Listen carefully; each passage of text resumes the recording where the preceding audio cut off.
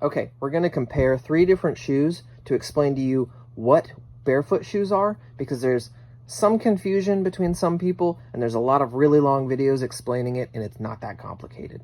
First, we're going to have dress shoes. Dress shoes are relatively hard.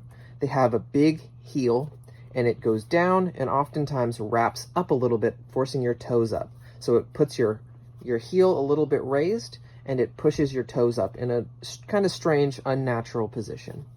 You also have that really narrow toe box.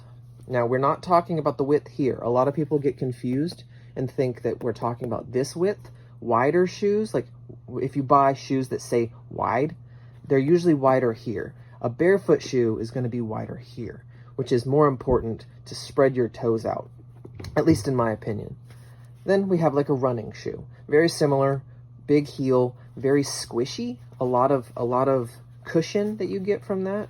The toe is also kind of wrapped up a little bit, and you got that narrow toe box.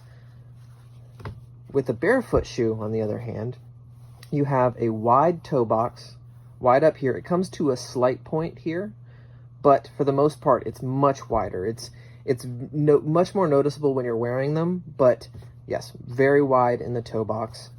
You then have flexibility here. You can curl these things up in all different directions. Many people think that this direction is the only important direction, but bending them this way is also very important. But yeah, that's what a barefoot shoe is. Almost no cushion, very flexible, and a wide toe box. If you don't have all of those things, you don't have a barefoot shoe. You may have a minimalist shoe, which I do have here as a Feiyu shoe. I would call this a minimalist shoe because it does have 0 drop, but it still has quite a bit of cushion, not very much bend in the toe or heel. You only really get bend here in the middle. And the toe box is a little too narrow. These are about equivalent to Vans. I've inserted some Vans inserts in here before, and they're just too narrow to be barefoot shoes. So I use this as an example because there's some YouTube videos out there saying that these are barefoot shoes. These are more minimalist shoes. If you think they're cool, buy them. But if you're looking for barefoot shoes, don't go with that. Don't go with these. Don't go with this. Go with the super flexible stuff, right?